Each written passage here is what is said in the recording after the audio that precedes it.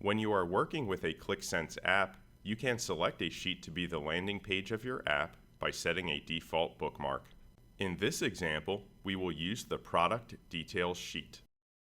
We will apply some selections to the sheet. For example, we are going to select the last 2 months.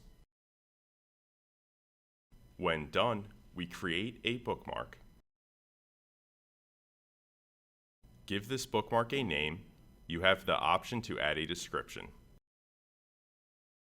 When done, we set the created bookmark as the default bookmark.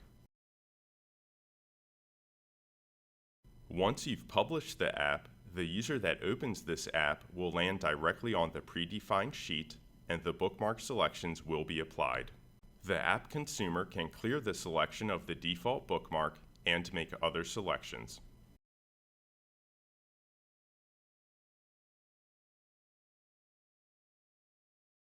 However, the selection state of the default bookmark will be reapplied when the app consumer reopens or reloads a sheet.